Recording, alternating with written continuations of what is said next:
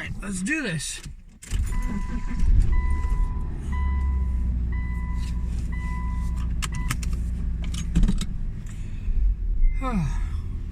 So I've been... There you go.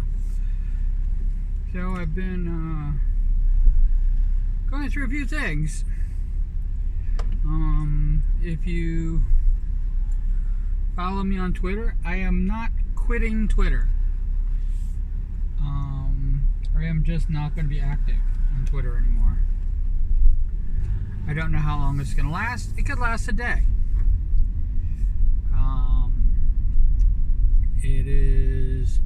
I'm just gonna go in, do maintenance, and that's it.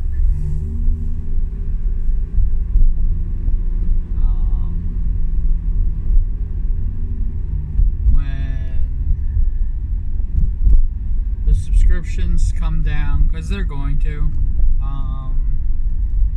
people have pointed out that Elon has not specifically said that we're going to a completely subscription model, but it's definitely the way for them to go, so that they don't have to depend on ads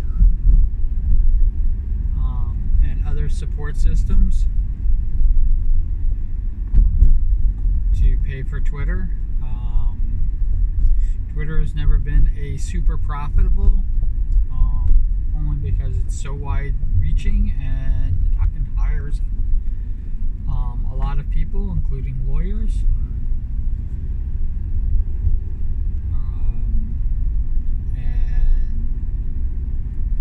Elon has definitely shrunk down the staffing, and it has already affected greatly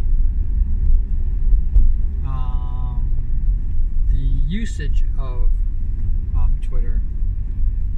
He has rebranded, which was a bad idea in my opinion, because most of the money he spent on Twitter was for the brand.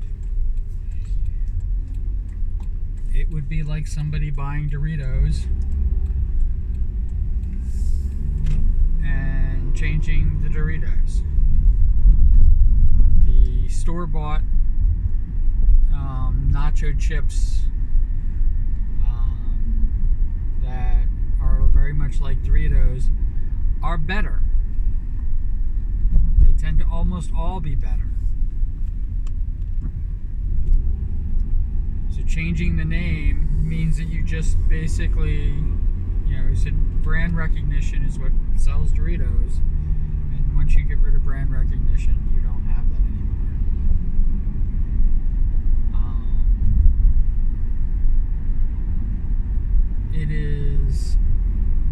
I fucking hate it, just so you know. I'm now 16 years, almost 16 years with Twitter. I made this account. I made an account when it started up, but I do not have access to it, or they got rid of it. I don't know what happened to it, but I made this account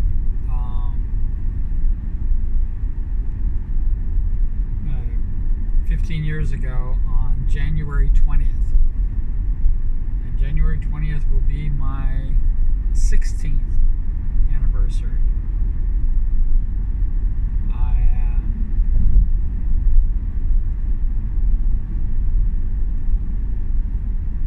I'm in that way. How's that sound? I am just about, I think I just surpassed the number of followers I had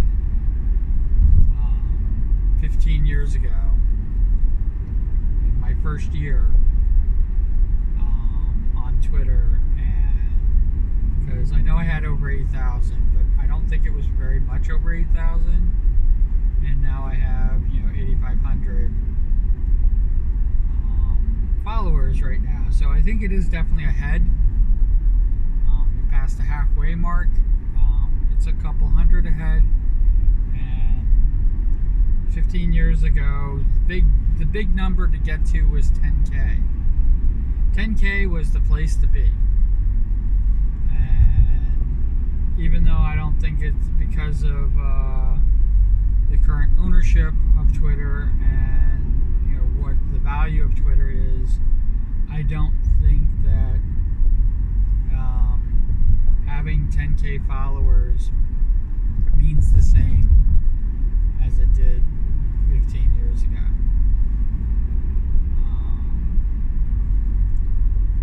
The past 3 years has been a complete and total growth, and it went beyond my expectations. Starting with under 1,000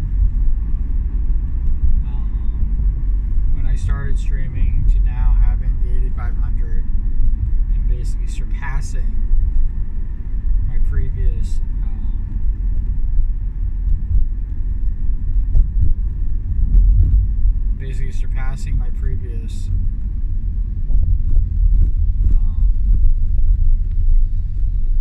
records.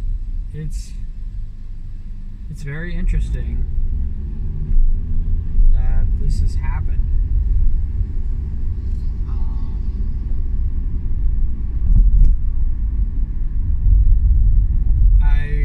I wish, because this is my growth and everything like that has nothing to do with anything that's going on with Elon Musk. In fact, I think the stuff that he's done has hindered my growth. It's hindered Twitter's growth, and it's hindered my growth. So I don't ever think that it was anything that he has done since he bought Twitter that is the reason why. It is definitely the people, it's definitely the users, the support and the interaction and everything that I get. It's all because of it's all because of you. People who watch my streams, people who do all those things, people who are connected with the jokes and stuff like that I tell, and the promotions that I do, and the art that I showcase. All that stuff all culminates to where we're at, my 8,500. And it's nothing, I don't even give myself credit for it. It is definitely the people, the followers themselves. Followers themselves are what makes it possible for things to happen. It's the reason why I do things.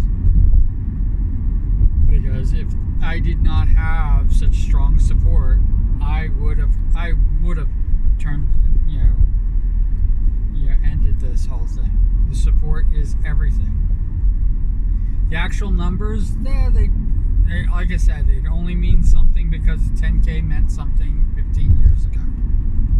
I don't think it means anything now. I don't think that all the adulation and stuff like that I would garner by hitting 10K on Twitter, I don't think it means anything. I can't get a blue check mark.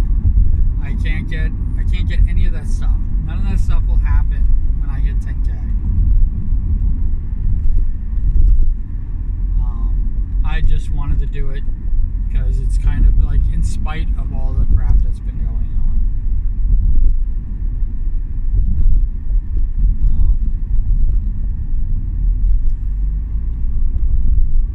Because I know you guys don't know, I don't really talk about Twitter at all.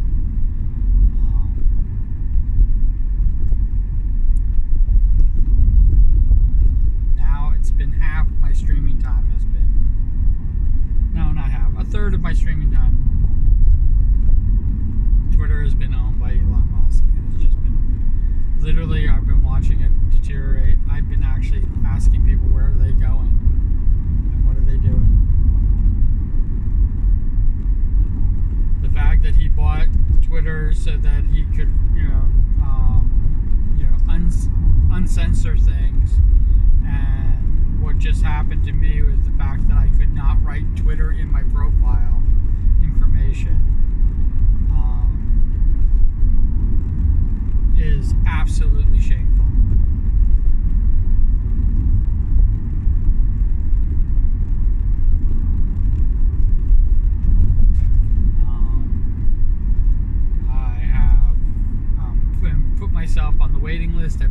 Sky.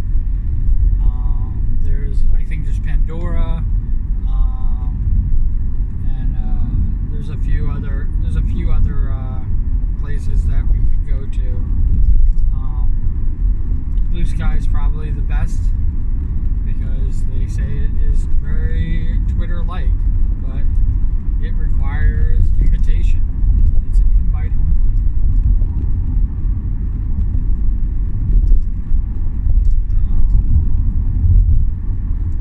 I don't think that I am, notable enough to get put on Blue Sky. And the truth of the matter is that restricting access is the first step towards not having a successful reign.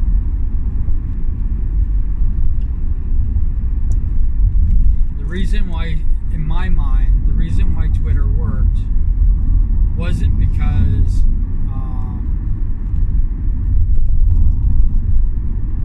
it was a free-for-all or anything like that, because it definitely wasn't.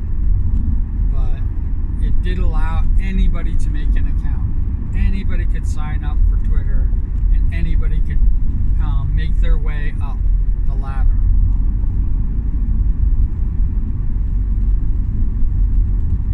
I'm a near nobody, and within the first 6 months of being on Twitter, I was already at 8,000, heading towards 10,000.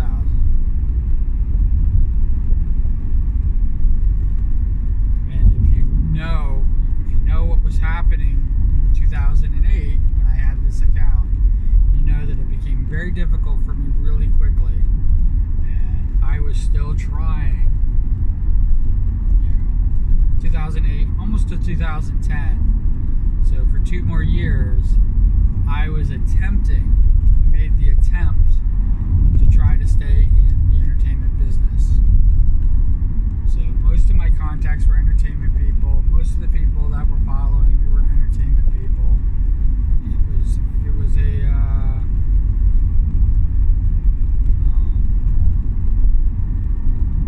big, pretty much a big deal that way.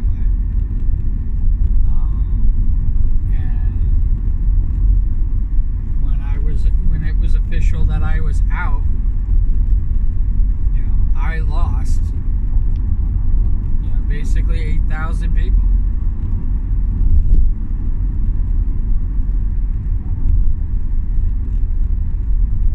I did not have artists. I did not have streamers or anything like that. None of those people even existed back when I started. Live streaming, I didn't even know about. I didn't even know it was a thing.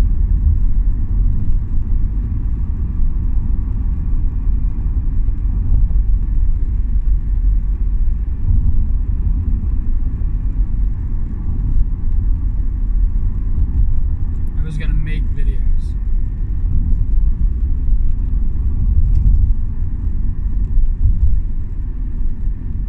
Yeah, and around the time everything, I set up my first YouTube account where I did the patron saint of mediocrity, and that went nowhere.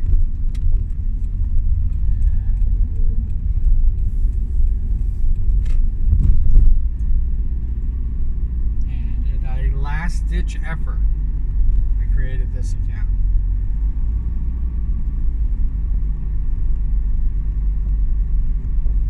Which is now 10 years old.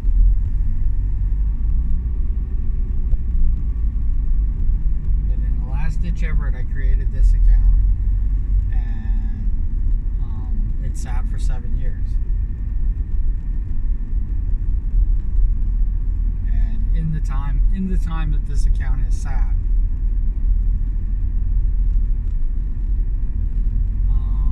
I was completely out.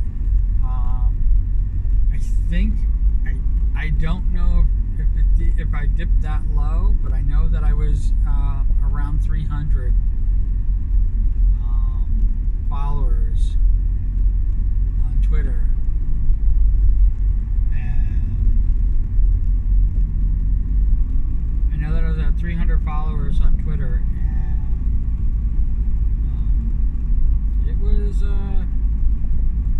scary to say. You know, I had almost pretty much given up on Twitter at the time because I really didn't have anything to promote, and I wasn't really using social media. I was still doing practical. When I created this account, I created it so that I could become, a video maker, a YouTuber.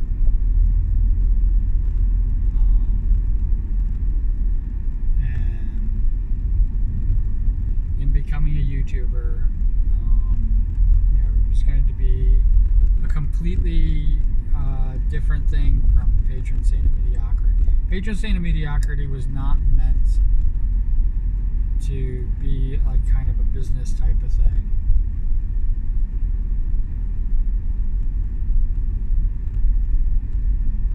That was meant to be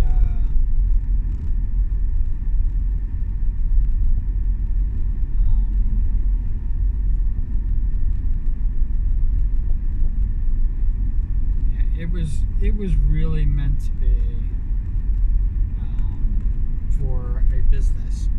I was going to be basically showcasing a new TV show type idea that was episodic,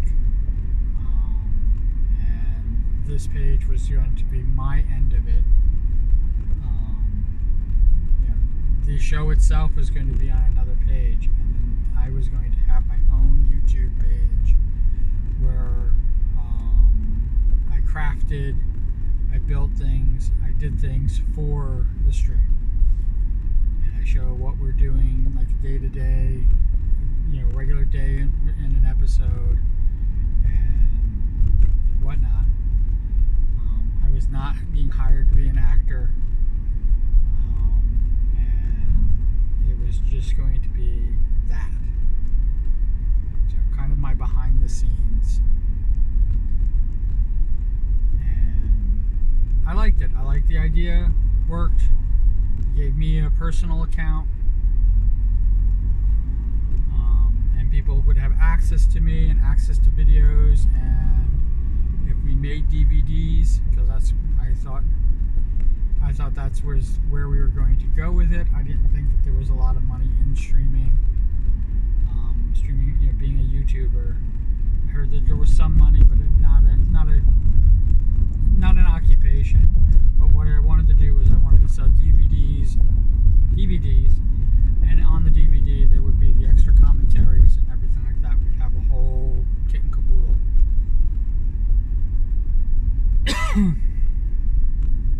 I liked it. I liked the whole thing. Definitely a good direction.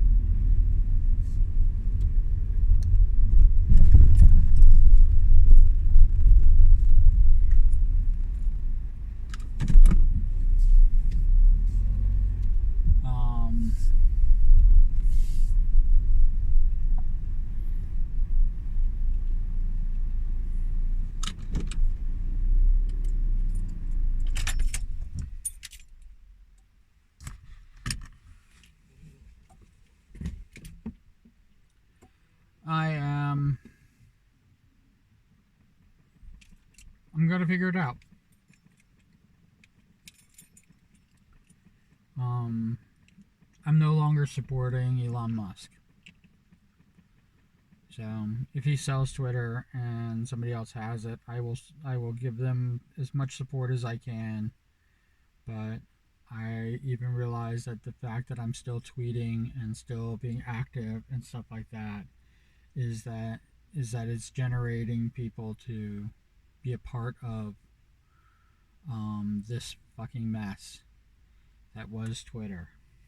And I don't support it. Definitely don't support a subscription model. I will definitely never pay for this shit.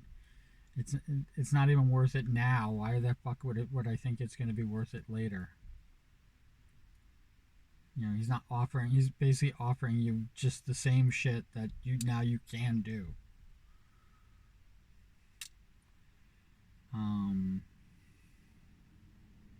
I have some blue checkmark people, and I feel bad for them that they pay for this shit. I really do. It's because it's not worth it. It's not worth It's not worth paying for something to be restricted. You pay for something for have access, and now you're being restricted because you're paying for it. Like, why would you do that to yourself? Wherever you are, whatever you're doing, I hope you're having a great time doing it. As always, if you put cool beans in the comments below, I'm going to try to be more active here. If I get a Twitter alternative like Blue Sky or something like that, which is Blue Sky is what Twitter used to be, and that's what I want. Again, because of the invitation, I think that my access to people is limited. And yeah, it kind of sucks that if you open up all access, the people that come in can possibly be horrible people. But anybody who wants to restrict people is a horrible person. So I already have it already has a bad taste in my mouth, even though it's supposedly very Twitter-like. But we'll figure it out. We'll figure it out together. If you have any suggestions, I would love to hear them. And you can just put cool beans with it. All right? Take care.